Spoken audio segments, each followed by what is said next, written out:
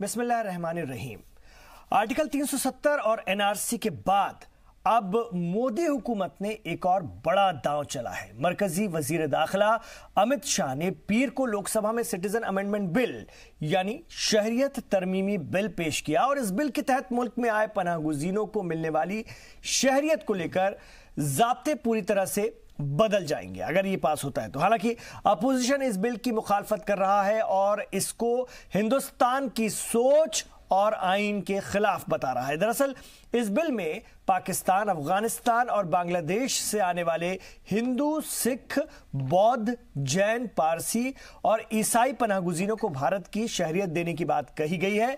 इस बिल के आने से सिटीजन एक्ट 1955 में तब्दीली आ जाएगी।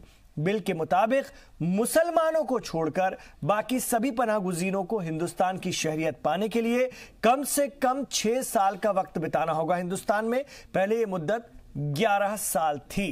अरुणाचल, नागालैंड और मिजोरम के इनर लाइन परमिट एरिया को इस बिल से बाहर रखा गया है। इसके अलावा यह बिल नॉर्थ ईस्ट के 6ठे शेड्यूल का भी बचाव करता है।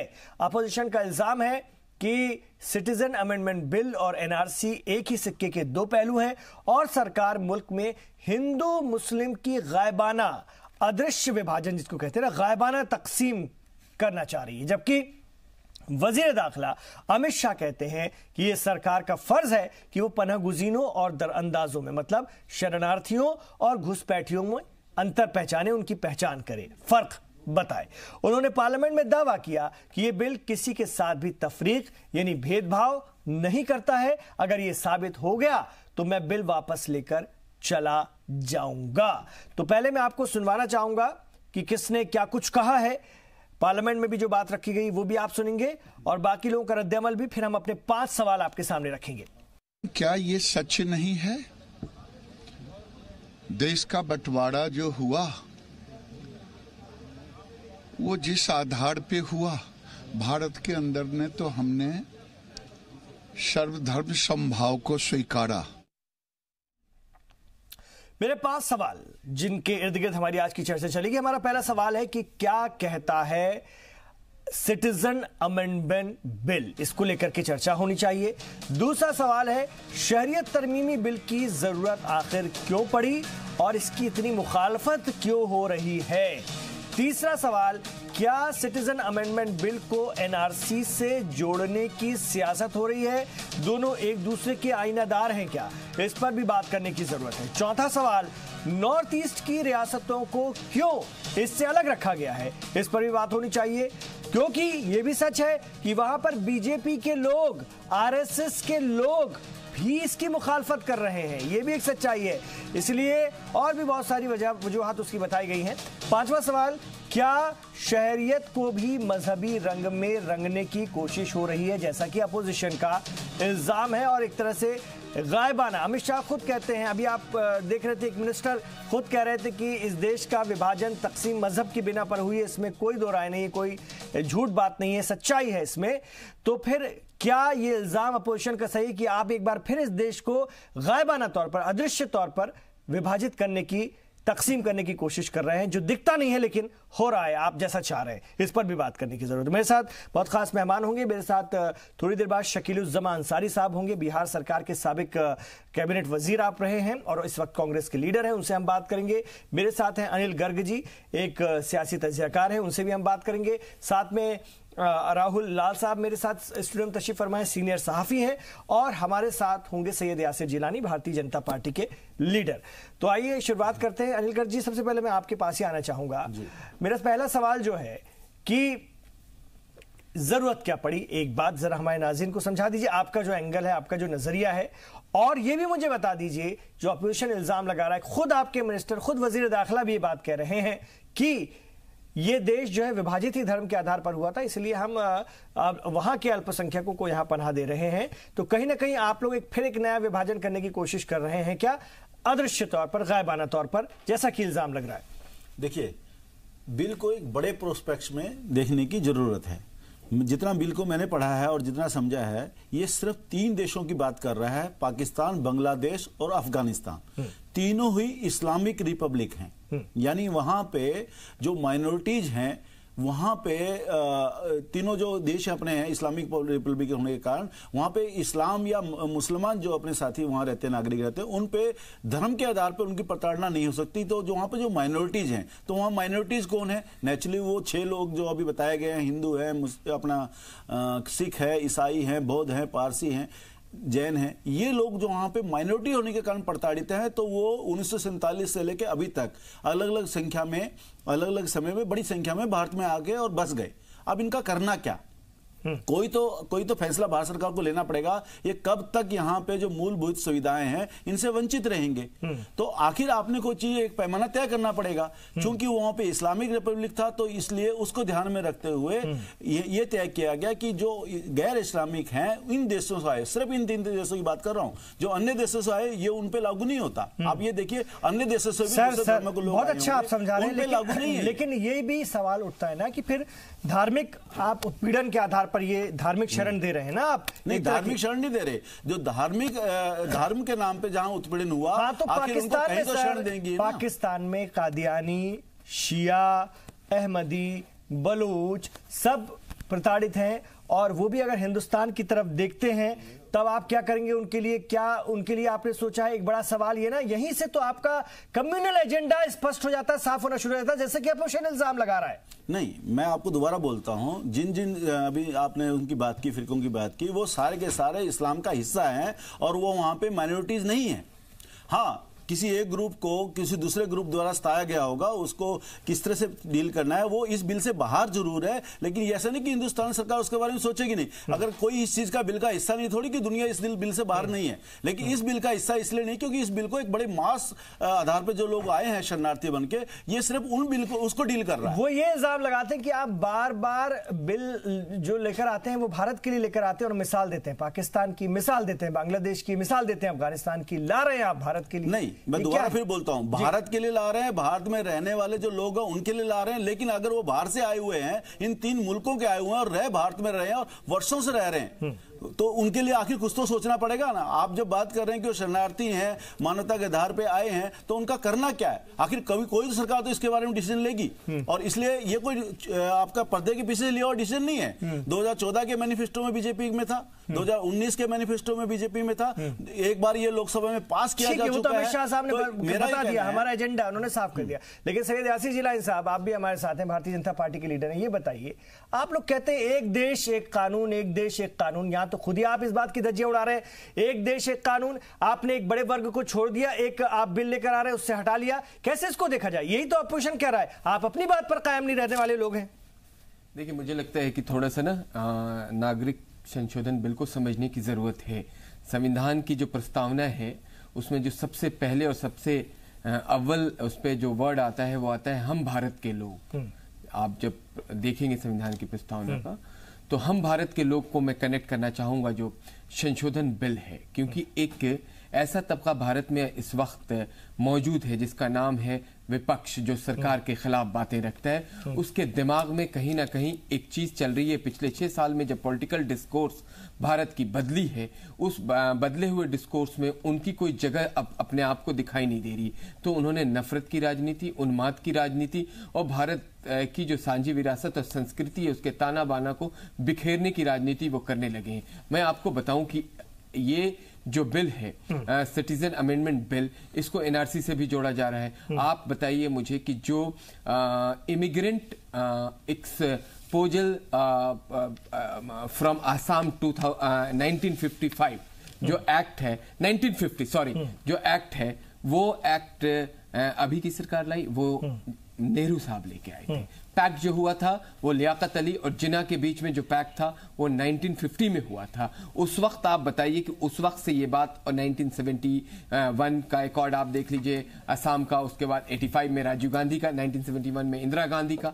तो मुझे लगता है कि थोड़ी सी हमें समझने की जरूरत है। एक चीज जो बार बार आप सवाल उठा रहे हैं कि क्या हो गया है अभी के पॉलिटिकल सिस्टम में, एक मुस्लिम वर्ड देके आपको विक्टिमाइज प्ले सर सवाल यहाँ भी होता है ना कि इस बिल में आपने 3 देशों के सुन लीजिए, मैं वहां 3 देशों के उनको अक़लियतों की बात की है। आपको श्रीलंका क्यों नहीं आपने जोड़ लिया? श्रीलंका आपसे कितना दूर है? वहां पर मुस्लिम प्रताड़ित है, लेकिन वहां की अक्सरियत की प्रताड़ना, वहां की अक़लियत की प्रताड़ना आपको नहीं दिखती। देखिए, मैं उनको भी जोड़ देता हूं। जरा असदुद्दीन ओवैसी, आपकी विचारधारा के एकदम विपरीत असदुद्दीन ओवैसी साहब इस वक्त अपनी बात रख रहे हैं लोकसभा। एक मिनट सुन लेते हैं उनको सर। 5,40,000 बंगाली हिंदू है। मैं होम मिनिस्टर जानना चाह रहा हूं कि सेक्शन 5 के तहत, ये जो सेक्शन है ना मैडम, सेक्शन 6A के तहत जितने बंगाली हिंदू हैं उन पर जो मुकदमा चलेगा वो अबेट हो जाएगा। और किस पर मुकदमा चलेगा? फॉरेन सिविलियन से मुसलमानों पर। बताइए होम मिनिस्टर साहब, ये डिस्क्रिमिनेशन नहीं है? आर्टिकल 14 फेल का होता है, जहां पर मजहब आ जाता है, रीजनेबल क्लास वहां पर फेल हो जाता है। आप एनआरसी आसाम के 5,40,000 बंगाली हिंदुओं के लिए आप यह कानून बना रहे हैं। और जब एनआरसी हो जाएगा, अगर अमित शाह साहब का नाम नहीं आएगा और उन्हीं के पार्टी के किसी एक मुसलमान का नाम नहीं आएगा, तो सीएबी के जरिए अमित शाह का नाम आ जाएगा, मुसलमान का नाम नहीं आएगा। यह इनकी साजिश है कि स्टेटलेस बनाना मुसलमानों को। और मैडम, मैं इसकी मजम्मत करता हूं। हमारा हाल आप यह करके रख दी है कि तूफान में, किश्ती में तासुबियत की, फिरका परस्ती के तूफान में बगैर मल्लाह के हमको किश्ती में डालकर छोड़कर साहिल पर बैठकर सब तमाशा देख रहे हैं। मगर याद रखो, ये तमाशा देखने वालों, ये कश्ती साहिल को पहुंचेगी और इंशाअल्लाह ताला हम कश्ती जलाकर जमहूरी अंदाज में अपने हक को हासिल करेंगे। ये ऐवान को समझने की जरूरत है। तीसरी बात मैडम, जो मैं आपके सामने रखना चाहूंगा कि PoK, sir PoK, home minister साहब अब ये क्यों भूल जाते हैं कि 1/3 एरिया हिंदुस्तान का चीन में है? आप डर रहे हैं क्योंकि कल अगर दलाई लामा मर जाएंगे, नया दलाई लामा आएगा, तो आप उसके लिए रोक रहे हैं। क्या तिब्बत के लोगों में मुसलमान नहीं है? क्यों नहीं देते आप दलाई लामा? आप इंतजार कर रहे हैं। मैडम, यही तो हम पूछ रहे हैं, चीन के बारे में क्यों नहीं रखते आप? क्यों डर रहे चीन से आप? 1/3 एरिया चीन, भारत का चीन में है, और खुद होम मिनिस्टर ने कहा था एक्साइज चीन पर नहीं छोड़ेंगे। आज आप छोड़ दिए, इतना क्यों डरते चीन से आप? चौथी बात मैडम, क्या हमारे होम मिनिस्टर साहब जानते हैं टाइगर सिद्दीकी कौन था? टाइगर सिद्दीकी वो शख्स था जिसको हिंदुस्तान में हमने पनाह दी, मुक्ति वाहिनी बनाई और बांग्लादेश बना। अगर ये लोग सरकार में होते तो टाइगर सिद्दीकी कभी नहीं बनाता मुक्ति वाहिनी को। और भाई, 5वीं बात मैडम, अफगानिस्तान की बात कर रहे हैं। यकीनन आप जानते हैं तालिबान आएगा। जब तालिबान आएगा तो आपको जरूरत है हजारा की, ताजिक की, आपको जरूरत है भारत में, ताकि हम स्ट्रेटेजिक कंट्रोल कर सके। मगर आपके कानून की वजह से आप उन तमाम ताजिक को, उज्बेक को, तालिबान जब हुकूमत करेगा अफगानिस्तान में, आपका तो काट चला गया। ये आपकी सोच है, ये आपका विजन है। मुझे उम्मीद नहीं थी कि इतना बड़ा ब्लंडर स्ट्रेटेजिक सिक्योरिटी के एंगल से आप लोग करेंगे। अफगानिस्तान में सिख है, मैं जानता हूं। तालिबान के जमाने में होम मिनिस्टर साहब जानते हैं कि करेंसी का पूरा मामला सिखों के पास था, आज भी उन्हीं के पास है। और क्या गारंटी ले रहे होम मिनिस्टर साहब कि पाकिस्तान को ना हिंदुस्तान के हिंदुओं से मतलब है, ना पाकिस्तान से मतलब है, वो घुसाएगा यहां पर, आप कैसे रोकेंगे? और क्या आप बताएंगे मैडम कि कितने लोग हैं जिनको आप सिटीजनशिप देने जा रहे हैं? नंबर बताइए, स्टेट वाइज बताइए, कहो कह रहे हैं मैडम। और एक बात, ये कानून जो बनाया जा रहा है इसलिए बनाया जा रहा है कि दोबारा पार्टीशन हो। ये कानून तो हिटलर के उस कानून से ही बदतर है, उस कानून से ही बदतर है। कहां लाकर छोड़ दिए भारत को आप? अगर आपने संविधान पर किया था, हम मुसलमानों का गुनाह क्या है कि मुसलमान है? मुझे पाकिस्तान से मत लीजिए, अफगानिस्तान से मत लीजिए, मगर इस्लाम के ताल्लुक से, मुसलमानों के ताल्लुक से इस ऐवान को सोचना पड़ेगा। आप जो मैसेज दे रहे हैं, आपकी वजह से पॉलिटिकल मार्जिनेशन हो गया मुसलमानों का। आप तो उनको दबा रहे हैं, उनके सीने पर पैर रखकर आप कह रहे हैं कि अब तो इस मुल्क का बाइज़त शहरी नहीं बल्कि तो स्टेटलेस बनाया जाएगा। इसीलिए मैं कह रहा हूं मैडम कि ये एक पार्टीशन होने जा रहा है। मैडम, मैं आपको कहना चाह रहा हूं, अंग्रेजी में कहावत है कि those who do not learn from history are condemned to be repeated. Sri Lanka के 10 लाख तमिलियंस मद्रास में, तमिलनाडु में हिंदू नहीं है क्या? खत्म करो, नेपाल में मधेसी नहीं, हिंदू नहीं है, बताइए। अच्छा मैडम, ये होम मिनिस्टर साहब बता दीजिए कि म्यांमार में चिन, काचिन, अरहकान, अरे चंद साल तक ऑल इंडिया रेडियो पर काचिन का रेडियो सर्विस चलता था। ये चिन लोग क्रिश्चियन है, म्यांमार के आप इंतजार कर रहे हैं, क्या इंतजार कर रहे हैं, कौन सा स्ट्रेटेजी आपकी? हर एतबार से फेलियर साबित होगा मैडम। इसीलिए मैं इस बिल की मुखालिफत करता हूं। ये हिंदुस्तान के संविधान के खिलाफ है और ये उन लोगों की तौहीन है जिन्होंने इस मुल्क को आजाद करवाया था। सन 57 की जंग आजादी हो या 1910 में। महात्मा गांधी कैसे महात्मा बने मालूम मैडम? उन्होंने साउथ अफ्रीका के नेशनल रजिस्टर कार्ड को फाड़ दिया था, जला दिया था। इसीलिए जब महात्मा ने फाड़ा, मैं इस बिल को फाड़ता हूं। ये हिंदुस्तान को तोड़ने की कोशिश कर रहा है। ये निकाल दीजिएगा, इसे निकाल दीजिएगा, हाँ, ये निकाल दीजिएगा। आप इसे निकाल दीजिएगा। माननीय सांसद सुखबीर सिंह बादल जी, गंभीर विषय सुना। आप इस तरह से बिल को फाड़ेंगे, बड़ी सांसद है, ये घोर भ्रष्टाचार कार्यक्रम है, इनके निंदा करके इसको बाहर निकाला जाए। निकाल दीजिए।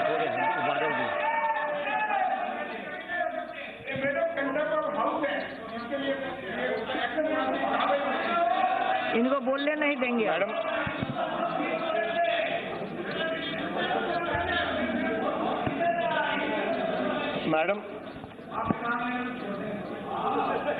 I will start by saying the biggest sufferers of partition, people who lost everything, were people from Punjab, especially Sikhs and other minorities. Ma'am, during the partition time, lakhs of our brothers and sisters were forced to flee Pakistan, had to come to India. Even if they had land, other properties, business, everything was taken over. They were left with nothing and they came to India. You might have heard and seen news reports and read. बड़ी खबर इस वक्त की, असदुद्दीन ओवैसी ने, AIMIM के leader Asaduddin Owaisi ने parliament में शहरियत तरमीमी bill की कॉपी फाड़ी और अपना एहतजाज जताया। उन्होंने कहा कि देश की मुसलमानों को बिना पतवार की नाव में छोड़ दिया जा रहा है। इसे हिटलर के कानून से भी बदतर बिल करार दिया असदुद्दीन ओवैसी ने। पार्लियामेंट से खिताब कर रहे थे। चीन के बारे में सरकार क्यों नहीं बोलती, ये भी सवाल किया है असदुद्दीन ओवैसी ने। उन्होंने साफ कहा कि आप चाइना से डरते हैं। वजीर दाखिला अमित शाह पर इल्जाम लगाया, आप चीन से डरते हैं। ओवैसी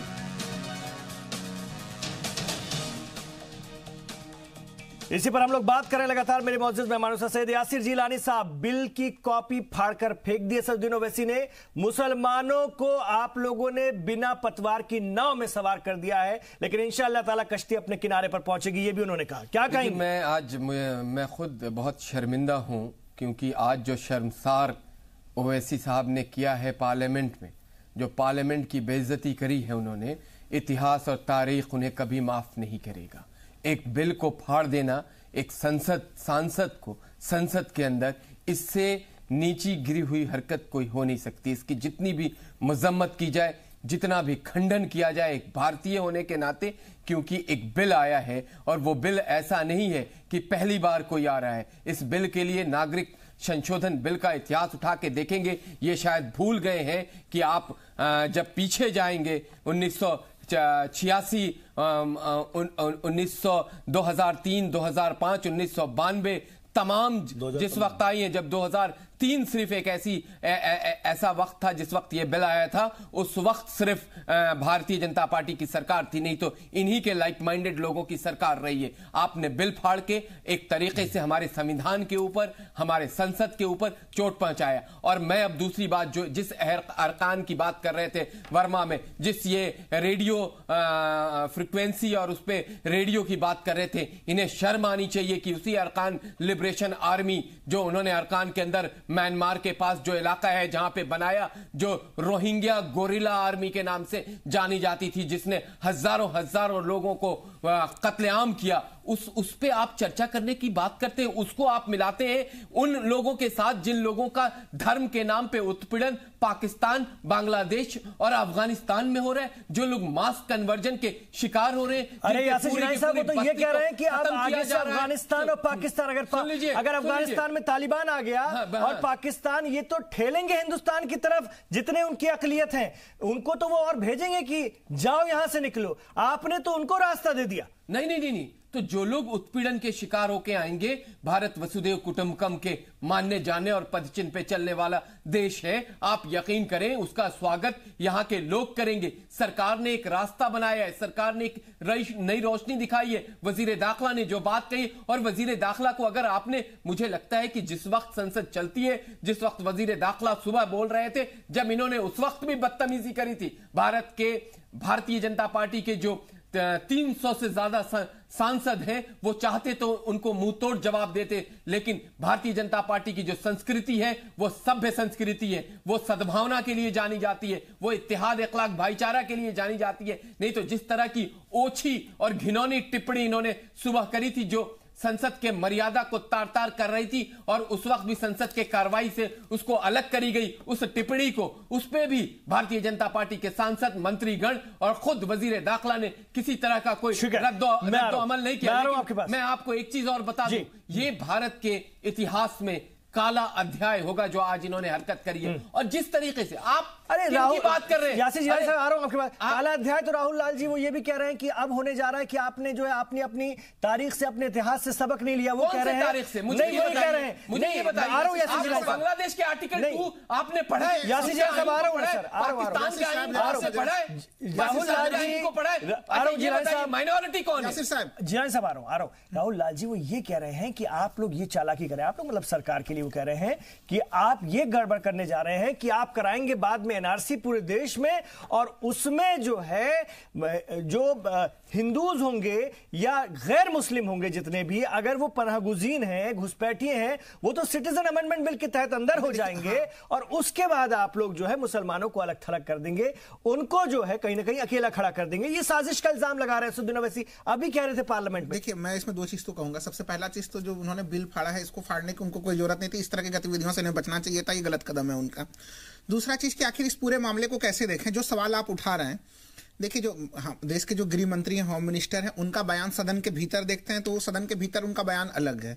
लेकिन जब वो बयान, इसके पहले जब वो बयान दे रहे थे, कोलकाता में बयान दे रहे थे, तो वहां पे वो यही चीज कह रहे थे जो अभी ओवैसी साहब ने उठाया, जिस प्रश्न को आप उठा रहे हैं, कि कहीं ना कहीं देखिए एनआरसी और जो दूसरा चीज है सिटीजनशिप अमेंडमेंट बिल, इन दोनों को उन्होंने ये स्पष्ट रूप से कहा था कि आप लोग को डरने की कोई जरूरत नहीं है, जो हिंदू हैं उनको डरने की कोई जरूरत नहीं है, आपके लिए सिटीजनशिप अमेंडमेंट बिल लाया जा रहा है।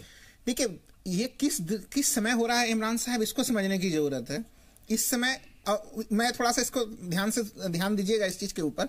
सबसे पहला चीज कि देखिए, 1971 के बाद बांग्लादेशी घुसपैठी आए, क्योंकि तीनों देशों में से सबसे ज्यादा जो घुसपैठ के मामले होते हैं बांग्लादेश चर्चा में है, हम लोग जानते हैं, वो आंकड़ों में भी है यहाँ पे।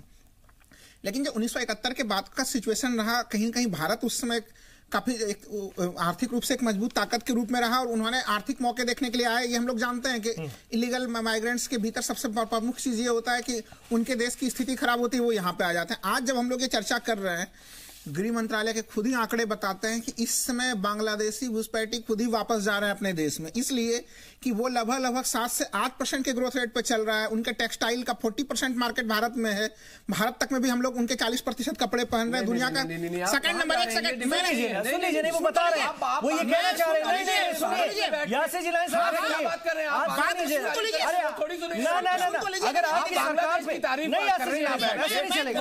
अगर आपकी सरकार पर कोई सवाल उठाए, आपकी सरकार पर कोई सवाल उठाए तो आप सुनेंगे नहीं लोगों को। माइनस में जा रहा है। आपकी सरकार पर कोई सवाल उठाए तो आप सुनेंगे नहीं लोगों को। आप जवाब दे दीजिए, आप गलत बयान, आप जवाब दीजिएगा ना, आप जवाब दीजिएगा। सुनिए वो क्या कहना चाह रहे हैं आप, सुनिए। टेक्सटाइल का निर्यात तो दुनिया में बांग्लादेश नंबर पर चल रहा है। सुनिए, सारी चीजें एक दूसरे से जुड़ी हैं। आप तो ये नहीं मानते कि सिटीजन अमेंडमेंट बिल और एनआरसी जुड़ा हुआ, आप तो ये नहीं मानते, लेकिन वजीर दाखिला जब चुनावी सभा में होते हैं तो ये बात कहते हैं। आपके भारतीय जनता पार्टी के लोग जब चुनावी सभा में होते हैं तो ये बात कहते हैं। वही मैं कह रहा हूं कि उन्होंने वहां पे बयान दिया है। देखिए, स्पष्ट है कि इस पूरे मामले को जो हम लोग देख रहे हैं, मैं वही चीज कह रहा था कि देखिए अब वहां पे आर्थिक स्थितियां बदली हैं। अभी वो निर्यात के मामले में बांग्लादेश नंबर 2 पे दुनिया में, चीन के बाद नंबर 2 पे है कि टेक्सटाइल के निर्यात के मामले में। हमारे यहाँ पे टेक्सटाइल इंडस्ट्री की क्या स्थिति हुई हम लोग जान रहे हैं इसको। ऐसे स्थिति में जो लोग अच्छे अर्थव्यवस्था के लिए भारत आए थे वो लोग खुद ही जा रहे हैं वहां पे। लेकिन ये एक तरह से चुनावी मुद्दा के रूप में इसको उठाया जा रहा है। इमरान साहब देखिए, इसमें 2-3 चीजों को बिल्कुल समझने की जरूरत है। इसमें मैं जिसके ऊपर मैं ध्यानाकर्षण कराऊंगा कि ये जो पूरा का पूरा आप 3 देशों का नाम ले रहे हैं, 3 देशों के अंतर्गत आप एक तो ये चीज कह रहे हैं कि वहां पे अकलियतों के साथ जो समस्या हो रही है उसको कैसे परिभाषित किया जाएगा। जब इसको प्रैक्टिकल में आप लागू करेंगे तो उसकी परिभाषा क्या होगी, किस रूप में मानेंगे, कौन उसके दायरे में आया, कौन नहीं आया है। तब तो स्पष्ट है कि उन देशों के माध्यम से वहां पे और ज्यादा इस तरह की उत्पीड़न की घटनाएं बढ़ेंगी और वो प्रयास करेंगे कि भारत में उनको जगह मिले। पहला पॉइंट। दूसरा पॉइंट इसमें देखिए क्या आता है, आपने जिस तरह से देखिए, अगर इसमें कोई भी विवाद नहीं होता, इसमें अगर आप मुस्लिमों को भी ले लेते तो विवाद नहीं होता। आपके पास अभी गृह मंत्री ने कहा भी कि ऐसा नहीं कि इस कानून से बाहर की दुनिया नहीं है। अभी यहाँ पे भी भाजपा के प्रवक्ता बोल रहे थे कि मेरिट डिमेरिट के आधार पर हम लोग विचार विमर्श करेंगे हम लोग।